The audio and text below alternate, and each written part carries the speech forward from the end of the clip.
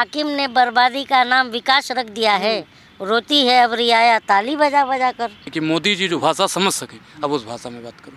और हमें इतिहास में ले जा करके हमारा वर्तमान खराब करा जा रहा है। क्यों?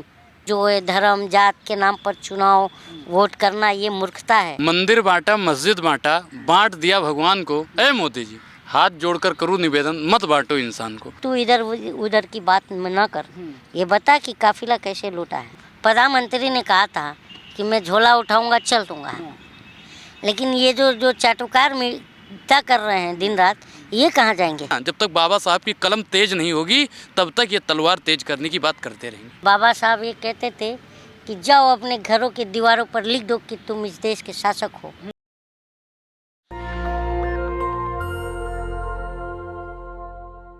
मेरे साथ अभी दो डिजिटल मीडिया स्टार मौजूद हैं। मेरे बाएं हाथ की तरफ कलीम शेख साहब हैं और दाहिने हाथ की तरफ अनुराग ओझा है। जब देश के प्रधानमंत्री इतना बेहतर काम कर रहे हैं देश के लिए, ये लोग मोदी जी का विरोध क्यों करते हैं? आज हम इनसे बातचीत करेंगे और यही जानने समझने की कोशिश करेंगे। कलीम भाई, पहला सवाल यही है, जब देश इतना तरक्की कर रहा है, आप देख लीजिए, तूफान की बात कर लीजिए, कई राज्य प्रभावित हो रहे हैं, सरकार लगातार मॉनिटरिंग कर रही है, सरकार निगरानी रख रही है और किसी भी प्रकार से कोई हताहत नहीं हो रहा है, फिर भी आप लोग सरकार की आलोचना करते हैं। ये क्या सरकार एहसान कर रही है हम पर? सरकार का ये काम है, इसीलिए तो हम सरकार चुन कर लाते हैं कि सरकार हमारे जनता के हितों की बात करेगी, जनता की बात करेगी, जनता के लिए काम करेगी। कोई ये नहीं है। और बात देखिए, मैं आज जो आपने मुझे अनुराग जी को बिठाया, आज मैं पहली बार इनसे मिला भी, बिल्कुल, तो मैं इसलिए नहीं बैठा क्योंकि ये अनुराग हैं, मैं कलीम हूँ, आप नवीन हो, यही हमारा भारत है। और इसको तोड़ने की कोशिश की जा रही है। तो यही हम नहीं बटना देना चाह रहे हैं, नहीं टूटना देना चाह रहे हैं। इसीलिए तो इसी की बात हम कर रहे हैं कि जो हमारे बीच में जो नफरत फैलाया जा रहा है, क्यों? और हमें इतिहास में ले जा करके हमारा वर्तमान खराब करा जा रहा है। क्यों? इतिहास बनाया जा रहा है, इतिहास रचा जा रहा है। अरे यार, मैं अभी यही बोल रहा था ना कि सत्ता के दांव पेच से रखना न वास्ता, बच्चों की फिक्र कर लो अब खस्ता है रास्ता, भटका न दे कोई तुम्हें चाय के नाम पे, इस कुर्सी को रखना मेरे भक्तों संभाल के। तो ये बात है। भक्त तो भक्ति करने में लगे हुए हैं, कुर्सी संभालने में लगे, हम देश संभालने में लगे। ये फ़र्क है हमें और उनमें। तो ये भी बहुत ज़्यादा नहीं बचे हैं, अब इनको भी समझ में आ गया है कि सवाल जो है हम जनता से होना चाहिए, जुड़ी मुद्दों पर होना चाहिए, और चुनाव भी हम जनता के मुद्दों से जुड़ी होना चाहिए। और ये जो है धर्म जात के नाम पर चुनाव वोट करना, ये मूर्खता है, ये सबको समझ में अब आने लगा है। इसीलिए तो हम देखिए, ऐसा तो नहीं है कि सरकार से सवाल करना या सरकार पर सवाल उठाना ये कोई अपराध की श्रेणी में तो नहीं आता है, क्योंकि हम जिसे चुनेंगे तो उसे उम्मीद लगाकर हम सरकार चुनते हैं। मैनिफेस्टो के आधार पर हम वो जो है जनता सरकारें चुनते हैं, और जो मैनिफेस्टो में जब सरकारें जो पार्टियां होती हैं वादा करती हैं और चुनाव जीतने के बाद उसे पूरा नहीं करती हैं, तो फिर हम पूछे नहीं। तो क्या अनुराग, आपको भी लगता है कि जाति धर्म मजहब के नाम पर मत नहीं देना चाहिए किसी भी पार्टी को? बिल्कुल, मंदिर बांटा, मस्जिद बांटा, बांट दिया भगवान को। ए मोदी जी, हाथ जोड़कर करूँ निवेदन, मत बांटो इंसान को। भारतीय जनता पार्टी जब से आई है तब से हिंदू और मुसलमान पे ही राजनीति कर रही है, क्योंकि भारतीय जनता पार्टी पूर्ण रूप से जानती है कि हम मुद्दों पे चुनाव नहीं लड़ सकते हैं या मुद्दों पे हम बात नहीं कर सकते हैं। और चर्चा करेंगे तो मुसलमान पे, चर्चा करेंगे तो औरंगजेब पे, चर्चा करेंगे तो बाबर पे, चर्चा करेंगे तो हुमायूं पे। अरे आप महंगाई पे चर्चा कीजिएगा साहब, आप बेरोजगारी पे चर्चा कीजिएगा ना साहब, आप मतलब बहुत मुद्दे हैं जिससे भारतीय जनता पार्टी भटक रही है। और भारतीय जनता पार्टी का वास्तविक नाम है भारतीय भगौड़ा पार्टी। जब से ये आई है तब से अडानी जी तो अभी बचे हुए, वो भी भागेंगे। अभी पुलिस नीरव मोदी भागा, ललित मोदी भागा, हैं मेहुल चोकसी भागा, अभी अयोध्या की पुलिस आपको एक बार उठाई है दिल्ली से, अब की बार उठा लेगी तो फिर जमानत नहीं हो। सर देखिए, सवाल पूछने का अधिकार हमें बाबा साहब के संविधान ने दिया है। अगर बाबा साहब ना होते तो सोचो हमारा क्या होता, और बाबा साहब ना होते तो सोचो SC ST का क्या होता, OBC का क्या होता, और बाबा साहब अगर ना होते तो सोचो मुसलमानों का क्या होता। अरे हम तो ब्राह्मण हैं साहब, हम तो वैसे ही बच जाते। घमंड है, इनका अहंकार बोल रहा है। साहब घमंड नहीं है, जो साहब की यहाँ पे वर्तमान समय पे जो स्थिति है हम उस पर बात कर रहे हैं। यहाँ पे SC ST OBC और मुसलमानों को दबाया जा रहा है, हम उस पर बात कर रहे हैं। हम तो बच जाएंगे। आपने जो कहा कि यहाँ ले जाएंगे जमानत नहीं होगी, हम उस पर हम बता रहे हैं आपको। तो आपको लगता है कि मौजूदा जो सरकार है जाति धर्म मजहब देख करके राजनीति तो करती है, उसी सब गिरफ्तार भी किया जाता है? बिल्कुल भाई, एक चीज़ बताओ, जाति पे राजनीति नहीं हो रही है क्या? धर्म पे राजनीति नहीं हो रही है क्या? हैं, हर बात पे हिंदू मुसलमान पे राजनीति। अगर जाति राजनीति हो रही है, वे लोग तो कह रहे हैं कि सबका साथ सबका विकास सबका विश्वास। सबका साथ सबका विकास और सबका विश्वास अगर पत्रकार महोदय होता तो हमारी महामहिम जो राष्ट्रपति महोदय हैं उनका अपमान न होता। अगर सबका साथ सबका विकास और सबका विश्वास होता तो हमारी जो रेसलर बेटियां थी उनका अपमान न होता। अगर वाकई में सबका साथ सबका विकास और सबका विश्वास होता तो भारतीय जनता पार्टी की प्रशासन और भारतीय जनता पार्टी के लोग किसानों को खालिस्तानी कहने का काम न करते, किसानों पर लाठियां। बीजेपी ने कभी नहीं कहा, बीजेपी ने कभी नहीं कहा, तमाम समर्थक ने भी नहीं कहा, तमाम जो टीवी चैनल के एंकर और एंकराइन हैं इन लोगों ने बोला। एंकराइन किसके हैं भाई? उन्हीं के समर्थक हैं ना, हमारे फेवर की थोड़ी खबर चला रहे हैं। वे लोग तो पत्रकार हैं। टीवी चैनल के जितने भी पत्रकार हैं, आपके अगर अंदर हिम्मत है तो डेली 1 घंटे का महंगाई बेरोजगारी पे शो चलाइए ना साहब। अगर आपको अगले दिन ही नौकरी से न निकाल दिया जाए तो कहना। क्या लगता है कलीम साहब कि क्या वजह है कि महंगाई बेरोजगारी भ्रष्टाचार पर टीवी पर डिबेट नहीं किया जाता? क्योंकि ये विफल है ना सरकार। जिस वादे को आधार बना करके ये सरकार में आई थी, आज सारे वादे फेल हुए। ठीक है, और मैं तो देखिए, मैं एक ही बात कह रहा हूँ, हिस्ट्री पर हमें लेके जा रहे हैं ये। हाँ, तो मैं तो कहा था कि मध्यम आवाम के आगे से थाली ही तो खींचा, बेटी बहन को ला करके सड़कों पे घसीटा, वर्तमान खराब हो रहा हिस्ट्री के नाम पे, इस कुर्सी को रखना मेरे भक्तों संभाल के। तो बस भक्त भी चंद बचे हैं, बार बार कह रहा हूँ। और ये भी अभी सरकार को बचा नहीं पाएंगे क्योंकि जनता जागरूक हो रही है और हम जनता हैं। हम कोई तो नेता तो नहीं है, ना कोई सोशल एक्टिविस्ट है, ना ही कोई मेरा NGO है, ना ही कोई मेरा ट्रस्ट है। हम जनता हैं, तो हम जनता अपने सवालों को लेकर के किससे जाएं, किससे करें? सरकार से ही उठ करेंगे ना, जिसे हम चुने हैं उसी से करेंगे ना। तो इस तरह की जो बात आ रही है जाति की धर्म की, मैं सचमुच में बताऊं, मैं इसका समर्थक नहीं हूँ, जातिवाद और धर्मवाद का। आप हमारे मुद्दों से पर बात करो। जो कहते हैं ना तू इधर उधर की बात में ना कर, ये बता कि काफिला कैसे लूटा है। तो ये बात है। सरकार तो उसी पर बात कर रही है। सरकार तो कह रही है कि 8 साल में हमने जो है कि तमाम लोग रोजगार भी दे दिया है, लाखों लोगों को। कहाँ दिया है? 8 साल में 7 लाख रोजगार। क्या चाहते हैं आप? 8 साल में 7 लाख रोजगार। हाँ। जबकि हर साल में 2 करोड़ रोजगार मिलने थे। वो तो जुमला था। तो जुमला था, तो ये हमारा वोट भी इस बार जुमला साबित होगा। हम ये कहेंगे तुम्हें देंगे और ले जाके दूसरे को दे देंगे। हाँ, हम भी जुमला जो बाजी करेंगे। लेकिन सरकार तो देख रहे हैं कि कितनी अच्छी नीति ला रही है। बताओ यार, तुम सरकार को डिफेंड क्यों कर रहे हो?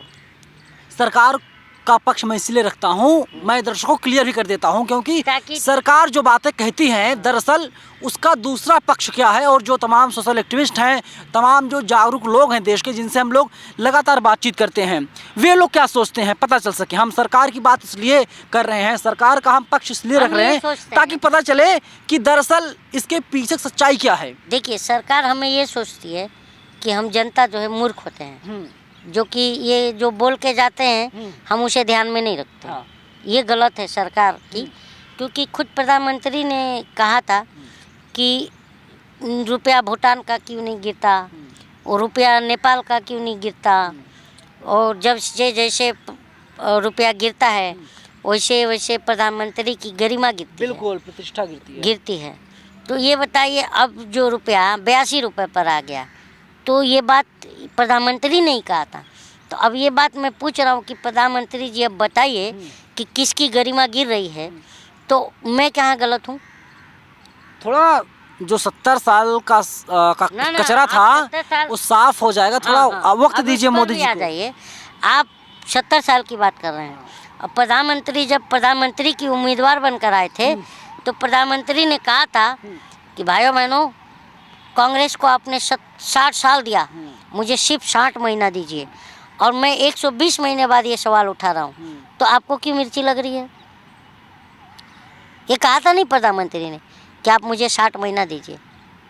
उन्होंने तो ये भी बोला था कि नोटबंदी जब हुई है तो हमें सिर्फ 50 दिन का समय दीजिए, फिर उसके बाद जो है कि आप जिस चौराहे बुलाएंगे मैं वहाँ जाऊँगा। तो क्यों नहीं आ रहे हैं? वो चौराहा कहाँ है साहब, वही तो हाँ? ढूंढ रहे हैं। वो चौराहा कहाँ है, वही तो लोग ढूंढ रहे हैं, वही तो जनता पूछना चाहती है। आखिर वो चौराहा कहाँ है जहाँ प्रधानमंत्री जी आते हैं? आपने एक बहुत दिन पहले, हम जब बचपन में थे तो एक कहानी पढ़ते थे, Johnny Johnny yes papa.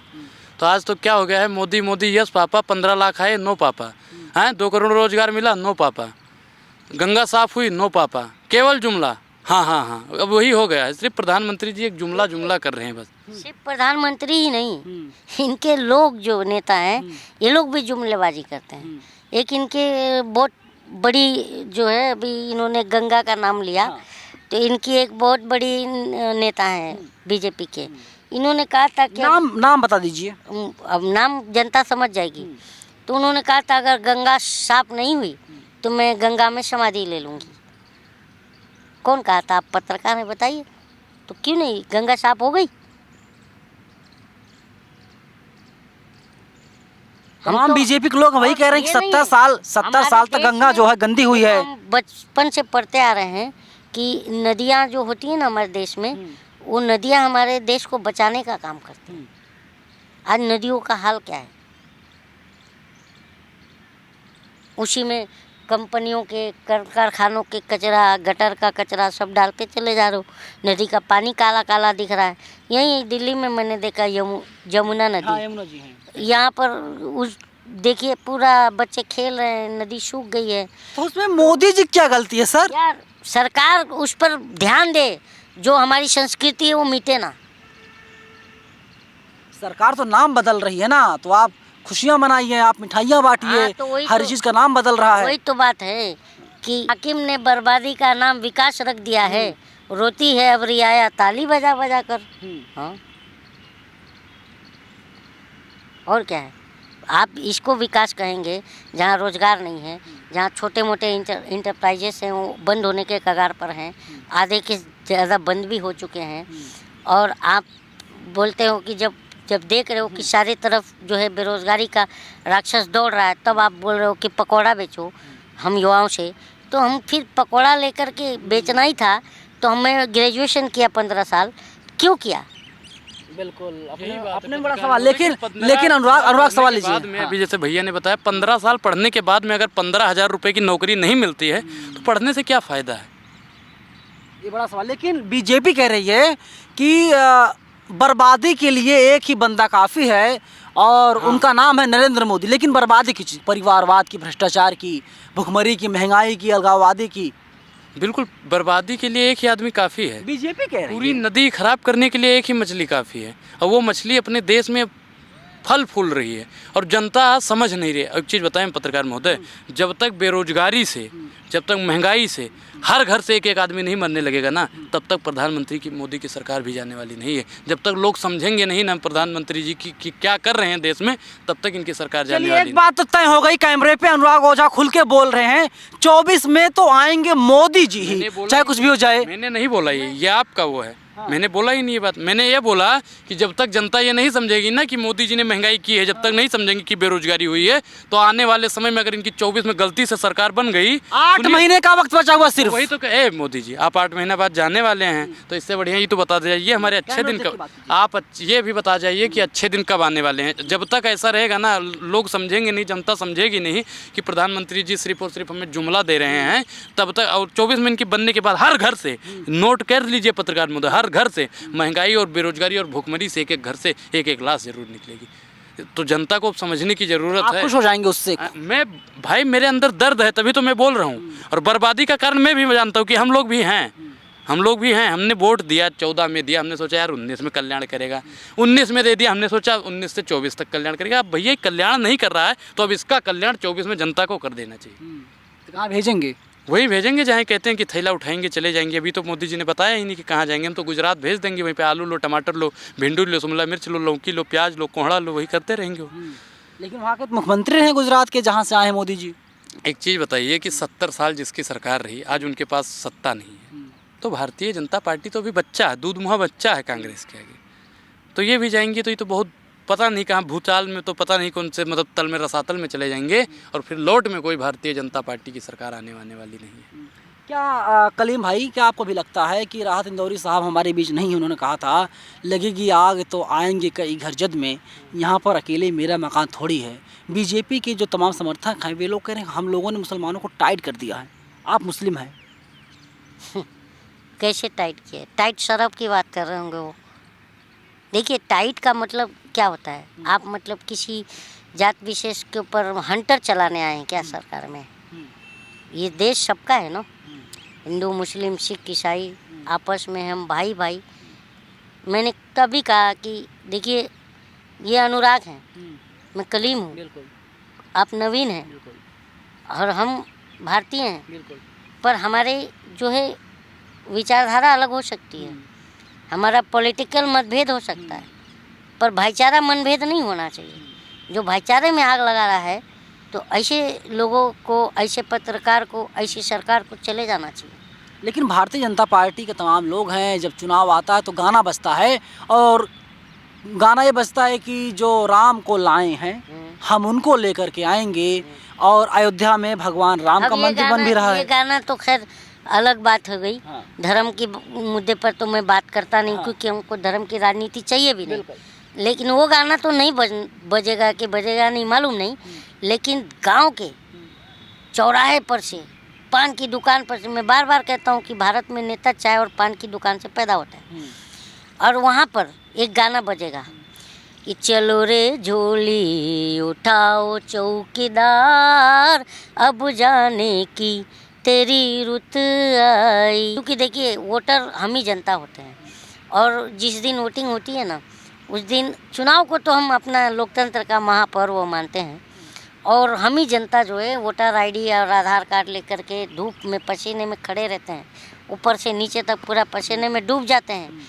Voting के दिन जो है लाइन में पुलिस के डंडे भी खाते हैं, फिर भी हम इस खुशी में हम लाइन में खड़े रहते हैं कि हम सरकार जो चुनेंगे तो वो नई सरकार आएगी तो हमारे बच्चों के काम करेगी, हमारे बच्चों के लिए काम करेगी, बच्चों के भविष्य के लिए काम करेगी। लेकिन जब वो काम करती हुई नहीं दिखती है तो हम ही वो जनता फिर सरकार बदल देती है। लेकिन एक सवाल है कलीम भाई कि आप देखिए टीवी के जो तमाम एंकराइन हैं जो ब्लैक एंड वाइट हुंकार जैसा शो करते हैं, तो आपने देखा था गुजरात के मोरबी में पुल हादसा हुआ था, कई लोग जान भी चली गई थी, और टीवी वाले कहने लगे कि गलती दरअसल सरकार की नहीं है, जो पुल पर चढ़े थे गलती उन लोगों की है। हाँ, तो जाहिर सी बात है जितने भी बुरे काम है सरकार के, सरकार ने जो अच्छे फैसले नहीं लिए, अच्छे काम नहीं किए, तो ये भी टीवी वाले कह सकते हैं कि लोग रोजगार मिल रहा था, लोगों ने फॉर्म अप्लाई नहीं किया, लोगों ने नहीं किया, लोगों ने नहीं किया।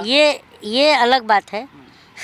आप जिनकी बात कर रहे हो उनके ही फाइनेंस मिनिस्टर हैं, वो तो कहती हैं कि जब प्याज और लहसुन का भाव बढ़ता है तो खाती नहीं हूँ, और जब डॉलर का रेट ऊपर जाता है तो बोलती हैं नहीं रुपया कमजोर नहीं हो रहा है, डॉलर मजबूत है। बिल्कुल। तो ऐसे लोगों की क्या बात करें हम जनता, हम समझ रहे हैं सब चीज़। अरे जी न्यूज़ पढ़कर आई हैं सर। यार कहीं से भी पढ़ के आए हैं, लेकिन हम जनता तो अनपढ़ हैं, फिर भी हम समझ जाते हैं कि ये गलत बोल रही हैं। हाँ। तो कपड़ों से पहचानने की बात चल रही है हमारे देश में, बच के रहिएगा। हाँ, हम कपड़ों से पहचान, हम कपड़ों से नहीं, इस बार हम पहचान गए हैं। पहचान गए? कपड़े से कौन पहचाना जाता है? जो दिन भर में कई रूप रंग कपड़ों से बदल देता है, इस बार हम उसे ही बदल देंगे। जो कपड़ों से हमें पहचान रहे थे, हम जनता उन्हें पहचान गए कपड़े से, और बदल देंगे इस बार सत्ता। लोग कह रहे हैं कि जो सरकार है इसे टीवी मीडिया वाले चला रहे हैं, इससे तमाम लोग हैं जो चला रहे हैं। मैं तो सोच रहा हूँ, प्रधानमंत्री ने कहा था कि मैं झोला उठाऊंगा चल दूंगा, लेकिन ये जो चाटुकार मीडिया कर रहे हैं दिन रात, ये कहाँ जाएंगे? ये तो हमारे ही बीच में रहेंगे, ये तो हमसे नजरें नहीं मिला पाएंगे। सरकार और बहुत कुछ कह रही है, मैं उस पर भी आपके क्या विचार है उस पर जानना चाहता हूं मैं। आप सरकार कह रही है कि देखिए लोगों को 5 लाख रुपए तक का मुफ्त इलाज मिल रहा है, स्कॉलरशिप बच्चों को मिल रही है, यार, इलाज हमारे की देश बात के मत बच्चे करो। विदेश जा रहे हैं पढ़ने के लिए। इलाज की बात मत करो यार, अभी हमने लॉकडाउन में भी देखा ऑक्सीजन का अभाव, और इलाज की बात करोगे तो एक झुग्गी एरिया में जाओ यार, वहाँ पर आपको एक क्लिनिक डाल के बैठा होगा ना, वहाँ पर देखना आप कितना गर्दी लगती है, और 100-150 के नीचे दवाई नहीं है, बुखार की भी सर्दी की भी। ये हालत है हम जनता का। 400 रुपये कमा के जाते हैं और पैंट उतार करके अगर हैंगर पर टांगते हैं, और सुबह फिर वही पैंट पहन के जेब में हाथ डालते हैं तो 1 रुपया नहीं रहता। क्यों नहीं रहता?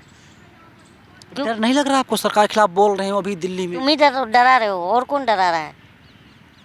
तुम ही तो डराते हो, नहीं तो सरकारें डरती हैं जनता से, तुम जनता को डरा रहे हो। तुम्हें शर्म आनी चाहिए। मतलब मीडिया अपना काम ईमानदारी से नहीं कर रही करती है। तो फिर मैं क्यों सवाल उठाते हम जनता मीडिया पर? मीडिया को सरकार ने नहीं रखा है, मीडिया को हम जनता ने रखा है, ताकि वो हमारा मतलब जनता और सत्ता के बीच संवाद साधने का एक माध्यम है। लेकिन आप तो गलत बोल रहे हैं ना। चैनल देख लीजिए, किसी गरीब के पास नहीं है टीवी चैनल। जो अरबपति हैं, जो खरबपति हैं, जो जिनके पास पैसा ज़्यादा है, उन्हीं के पास चैनल है। हाँ तो बराबर तो है यार। तुम फिर वही बात पे आ गए। मैं बोल रहा हूँ मीडिया है कहाँ? हमें तो शर्म आती है। अभी ये मध्य प्रदेश की घटना थी, 1.5 महीना हुआ, 75 किलोमीटर एक बच्ची का लाश ले करके परिजन जा रहे थे बाइक से, क्योंकि एम्बुलेंस नहीं मिला। इस पर आप क्या कहेंगे एज ए पत्रकार? अमृतकाल आप तो मुझे है। ये पकड़ाइए, हाँ, बिल्कुल। और इस पर ये बताइए कि आप पत्रकार कर रहे हैं। देखिए मैंने माइक दे दिया है, लेकिन मैं तो कहूँगा कि अमृतकाल चल रहा है। नहीं और नहीं नहीं, आप सवाल से मत भागिए, क्योंकि सवाल करने का अधिकार सिर्फ आपको नहीं है। ये बताइए कि जब वो लड़की का आपने भी देखा होगा शव, जो बाइक में बांध के लेके जा रहे थे, इसको आप किस तरह से देखते हैं? नहीं देखिए, वो तो गलत है, लेकिन अमृतकाल चल रहा है। आप नहीं नहीं, अमृतकाल के मजे लीजिए। गलत है ना, अमृतकाल के मजे लीजिए। पर गलत तो है नवीन जी, ये बात कीजिए आप, गलत है या सही है? देखिए आपने मेरे हाथ से माइक छीन हाँ, लिया, क्योंकि लेकिन आप जाहिर सी सही- बात है सवाल सबको पूछना चाहिए। और अधिकार हमें भी है, इसलिए बिल्कुल, हमने लेकिन आप पकड़ लिया। पत्रकार नहीं सर। ना ना ना, माइक मुझे दीजिए। जनता तो है। हाँ, आप सिर्फ जनता के मुंह में माइक भी घुसड़ने का अधिकार नहीं आपको, जनता के सवालों को भी जवाब देने का अधिकार है। तो ये बताइए कि इन्हीं की सरकार में एक बिहार या छत्तीसगढ़ में ध्यान नहीं आ रहा है, भात भात करते हुए संतोषी नाम की लड़की भूख से मर गई थी। तो क्या ये सही है गलत? लेकिन वहाँ पर मोदी जी नहीं है ना, तो वहाँ पर तो जो है अरे यार, सरकार मैं है। मोदी जी की बात ही नहीं कर रहा हूँ, ये सही है या गलत है? नहीं, सही और गलत सब लोग अपने तरीके से डिसाइड अरे करते यार, हैं। अब देखिए, मतलब हम जनता ही पे तो हो रहा है ना ये काम, तो ये सही है या गलत है? तो आप ही नहीं चुना है सर, हैं? आप ही नहीं चुना है क्या? जब आपने आप मेरी बात तो सुनिए, मैंने चुना है, ये माइक आपकी मुझे बात मैं मानता हूँ। माइक मुझे दीजिए। आप लीजिए, देखिए, मैं आपको बताता मैंने हूँ। चुना है, मैं आपकी बात मानता हूँ। लेकिन सर सवाल, लेकिन अगर जब सरकारें हमारे चुनने के जिस आधार पर हम चुनते हैं, उस आधार पर, उस प्रॉमिस पर अगर वो खरा नहीं उतरती है, तो हमें क्या करना चाहिए एज ए पत्रकार? आप बताइए। सरकार को नहीं, हटा देना बदलना चाहिए, चाहिए ना। सरकार को बदल देना चाहिए। तो हम वही बात कर रहे हैं। लेकिन बड़ा सवाल यही है कलीम भाई कि आप इसका जवाब दीजिए मुझे। जब चुनाव आते हैं तो फिर देखा जाता है कि लोग मंदिर, मस्जिद, गिरजाघर, चर्च ना जाने किस पर आप वोट गलत करते कह रहे हैं।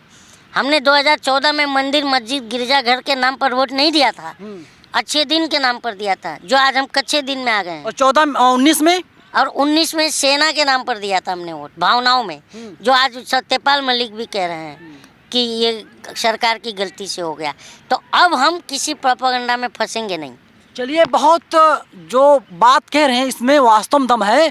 14 में, क्योंकि 2013-12 उसके पहले आपने देखा था पूरे देश में कांग्रेस की सरकार थी और तमाम पार्टियों की सरकार रही हमारे देश में, लेकिन देश की जनता परेशान हो गई थी क्योंकि नरेंद्र मोदी गुजरात से आए थे और मोदी जी ने कहा था कि पूरे देश में बहुत भ्रष्टाचार है। कांग्रेस ने भ्रष्टाचार कर लिया, महिलाओं का सम्मान नहीं हो रहा है, बेरोजगारों को रोजगार नहीं मिल रहा है, युवा सड़कों पर धक्के खा रहा है, नौकरियां नहीं मिल रही हैं, पेट्रोल डीजल दाम आसमान छू रहे हैं।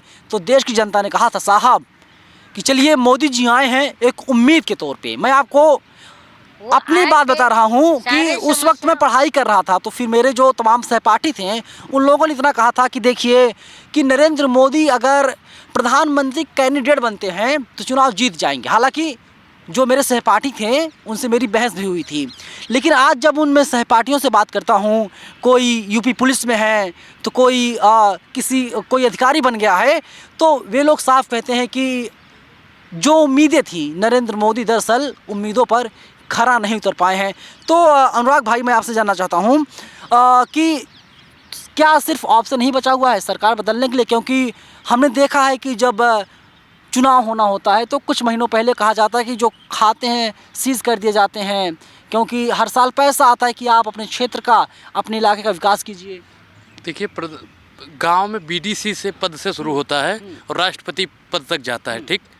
तो जितने भी हैं उस पर एक ऐसी विशेष टीम बने कि अगर प्रधानमंत्री जी 5 रुपया भी गांव के विकास के लिए, शहर के विकास के लिए दें तो देश की जनता सीधा पूछ सके, विधायक जी आप बताइए कि प्रधानमंत्री फंड कोष से जो पैसा आया है हमारे गांव के विकास के लिए, आपने खड़ंजा क्यों नहीं लगवाया? प्रधानमंत्री जी ने जो पैसा दिया था नाली बनवाने के लिए, आपने क्यों नहीं बन? लेकिन हम लोगों को इतना डरा दिया गया है साहब कि हम लोग पूछ नहीं पाते हैं। गरीब जो लोग हैं ना, वो तो बोल भी नहीं पाते हैं। जब तक हम लोग बोलेंगे नहीं ना, जब तक बाबा साहब की कलम तेज नहीं होगी, तब तक ये तलवार तेज करने की बात करते रहेंगे। चलिए, बाबा साहब को पूजने की ज़रूरत नहीं है, बाबा साहब को पढ़ने की ज़रूरत है। और जिस दिन आप बाबा साहब पढ़ लेंगे तो आप अपने हक और अधिकार की आवाज़ उठाने लगेंगे। हालांकि तमाम लोग मेरी बातों से असहमत भी हो सकते हैं, क्योंकि मैं कह रहा हूं कि बाबा साहब को पूजने की ज़रूरत नहीं है, इससे असहमत हो सकते हैं, लेकिन मैं सच बता रहा हूँ, बाबा साहब को पढ़ने की ज़रूरत है। बाबा साहब के बारे में जानिए, बाबा साहब ने क्या कुछ कहा था। मैं आपको एक लाइन बता देता हूँ। बाबा साहब ने कहा था, शिक्षा उस शेरनी के दूध के समान है, जो पिएगा वो गुर्राएगा। क्या कलीम भाई, आपको भी लगता है कि हमारे देश की जो जनता है, आम लोग हैं, वे लोग सवाल नहीं पूछ पा रहे हैं? नहीं पूछ पा रहे हैं, क्योंकि आपने बाबा साहब का नाम लिया तो बाबा साहब ये कहते थे कि जाओ अपने घरों की दीवारों पर लिख दो कि तुम इस देश के शासक हो। तो आज वो फीलिंग कहाँ चली गई लोगों की? क्योंकि संविधान के अंदर हमें आर्टिकल 19 कहता है कि आपके पास freedom of speech and expression है, तो ये बाबा जी साहब की देन है। और जब आर्टिकल 14 कहता है कि आपके पास जो है राइट टू इक्वलिटी है, मतलब सबको समानता का अधिकार है, तो फिर ये बाबा साहब की तो देन है। जब आपका संविधान आर्टिकल से 25 से 28 तक कहता है कि आपको धार्मिक आज़ादी है, धर्म का प्रसार करने की आज़ादी है, तो इस चीज़ों को जब देखते हैं कि ये संवैधानिक जो संस्थाएं हैं, अब लोकतंत्र की आप बात कर देते हैं, तो लोग तो हम हो गए ना। और तंत्र मतलब क्या होता है? ये जो तंत्र, जो भी संस्थाएं हैं, ये तंत्र हैं किसके लिए? By the people, for the people, of the people, है ना? विद द पीपल, वो तो संविधान का प्रियम्बल है, we the people of India. तो ये बताइए, जनता के लिए, जनता द्वारा, यही होता है ना के लिए। हाँ। तो आज जब ये सारी चीज़ें हैं, तो फिर हमारे को क्या मतलब, इसमें हम जनता को क्यों अनदेखा किया जा रहा है, जबकि सारा अधिकार हमारे पास है? लेकिन अभी ये अनुराग भाई ने बताया था कि लोग जो है प्रधान तक से सवाल पूछने को घबराते हैं। बिल्कुल, बीडीसी सवाल नहीं पूछ सकते हैं। तो आप बताइए, इस तरह का तो है नहीं, क्योंकि इसी भारत के संविधान ने, जब लोहिया जी के टाइम पर, लोहिया जी ने एक 1949 के अंदर मैंने पढ़ा हूँ, वो उन्होंने एक महिला को भेजा और कहा कि जाओ नेहरू जी का कॉलर पकड़ लेना। तो 54-56 की बात है, मैं पत्रकार बता दूं, 54-56 की बात है। एक महिला ने संसद भवन के बाहर लोहिया जी से पूछा कि लोहिया जी आप बताइए कि देश आज़ाद हो गया, आप लोग बड़े बड़े पद पे बैठ गए, तो उन्होंने कहा कि नेहरू जी से पूछिए। तो नेहरू जी के पास वो जाती है और कॉलर सीधा पकड़ लेती है कि नेहरू जी आप ये बताइए कि देश आज़ाद हो गया, आप प्रधानमंत्री बन गए, हमको क्या मिला? तो उन्होंने, आपको पता है क्या कहा? उनके घर ईडी और सीबीआई नहीं भेजे थे साहब की तरह, उनसे कहा कि आपको प्रधानमंत्री का कॉलर पकड़ने का अधिकार मिल गया। और आज प्रधानमंत्री जी से पूछ लो तो ईडी और सीबीआई का सम्मान पहुंच जाता है। नेहरू जी के ही भैया उनमें वहाँ पे घर में जाके नागार्जुन जी ने कविता पढ़ी कि वतन बेचकर पंडित नेहरू फूले नहीं समाते हैं, गांधी की समाधि पर झुक झुक फूल चढ़ाते हैं। ईडी सीबीआई का संबंध नहीं भेजा। आज बाबा नागार्जुन जिसके मंच पे जाते थे उन्हीं खिलाफत करते थे, उन्हीं खिलाफ बोलते आज थे। तक ईडी सीबीआई उनके खिलाफ नहीं बैठी थी ना। और आज हम प्रधानमंत्री से पूछ रहे, प्रधानमंत्री जी 2 करोड़ रोजगार कहाँ है? घर का एड्रेस पता चलते ही ईडी सीबीआई का संबंध भेज देंगे। यहाँ तक सर नौबत आ गई कि सवाल पूछने पर अंदुरा को उठा भी लिया गया था। और आप ये तो कह रहे हैं कि प्रधानमंत्री से सवाल पूछने पर ईडी सीबीआई, यार एक केंद्रीय मंत्री से पत्रकार की औकात नहीं है कि सवाल कर दे, उसकी नौकरी तक खतरे में। दौड़ने लगती हैं केंद्रीय मंत्री। नहीं वो अलग बात हो गई। केंद्रीय मंत्री ने कहा था, नौकरी चली गई एक पत्रकार की, भास्कर में काम करते बस थे। इतना कहा था कि अपनी कॉन्स्टिट्यूंसी पर 2 शब्द बोल दीजिए। तो आप मेरी जनता का अपमान कर रहे हैं, आपके मालिक से शिकायत कर दूंगी। और क्या पता शिकायत कर दी और नौकरी चला गया। तो इससे एक बात ये साबित होता है, पत्रकार डरे नहीं हैं, पत्रकार मालिक डरा हुआ है। पत्रकार भी डरे हुए असमंजस में कि अपनी नौकरी बचाएं या सरकार से सवाल करें। अगर मालिक, चैनल का मालिक, संस्थान का मालिक ये कहता है तुम सरकार से सवाल पूछो, हम तुम्हें नौकरी से नहीं निकालेंगे, तो पत्रकार सवाल पूछेगा। पत्रकार का काम ही है सवाल पूछना। और पत्रकार वो होता है, जैसे धारा देखें पानी का, नदी का, तो मछली जो है ना धारा के साथ नहीं चलती है, धारा विपरीत चलती है। तो वैसे पत्रकारों को माना गया है कि ये जो है सत्ता से सवाल करते हैं। तो यहाँ तो पत्रकार आकर के विपक्ष और जनता से सवाल कर रहे हैं। लेकिन उन्होंने एक प्रेस कॉन्फ्रेंस तक नहीं किया। चुनाव आया था जब 2019 में, तो एक कहने के लिए कथित तौर पर एक पीसी की गई थी, हालांकि उसमें ज़्यादा सवाल जवाब नहीं लिया गया था। कैसे ले लेंगे? सवाल लेने पर तो नौकरी चली जा रही है यार भाई, तो कैसे ले लेंगे ये बताइए। और सबसे बड़ी बात है, देखिए अब जो है ना ये बहुत अब अति हो गया है, बहुत अति हो गया है। जनता भी समझ रही है बहुत हो गया मोदी जी, अब और नहीं आघात करो। ठीक है, अब जो है झोला रेडी हो गया है। हाँ, तो फाइनल कमेंट मैं ले रहा हूँ आपसे। टाइम पर लोगों ने ये सोचा था, और झोला इसलिए भी रेडी हो गया क्योंकि ये झोले पर इनका चित्र छप गया है। हाँ, इसलिए लेकिन घर घर मेरा मैं आपसे फाइनल कमेंट लूँगा तो, लेकिन झोला है इन्होंने भेजा है लोगों के घरों तक। तो 5 किलो अनाज पर छपवा कर कौन भेजा झोला? मैंने या आपने भेजा? तो क्या अनुराग भाई, आपको लगता है जो झोला घर घर तक पहुंचा है तो क्या होगा? किस घर से झोला निकाला जाएगा ये तो भगवान ही जाने। बहुत हो गया मोदी जी, अब और नहीं आघात करो। और जितना विपक्ष 23 तारीख को इकट्ठा हो रहा है ना, उनसे हम तो कहना चाहते हैं कि मोदी जी जो भाषा समझ सके अब उस भाषा में बात करो।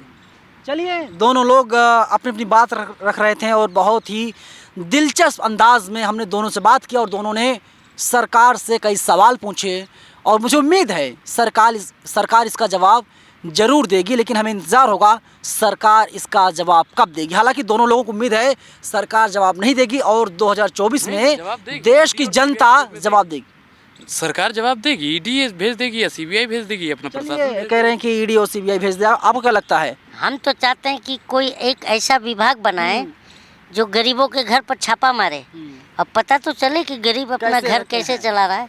चलिए, फिलहाल दोनों हमारी बातचीत पर आपकी क्या राय है आप लोग हमें कमेंट बॉक्स में ज़रूर बताइएगा। कैमरा पर्सन आशीष के साथ मैं नवीन कुमार नंदन, नेशनल दस्तक, राजघाट, दिल्ली। नेशनल दस्तक की आपसे गुजारिश है कि अगर इसको बचाना चाहते हैं तो नेशनल दस्तक को सब्सक्राइब करने के लिए रेड कलर के सब्सक्राइब बटन को दबाएं, फिर बेल आइकन की घंटी दबाएं। नेशनल दस्तक को बचाने के लिए बहुत ज़रूरी है कि हर खबर को शेयर करें, लाइक करें, कमेंट जरूर करें।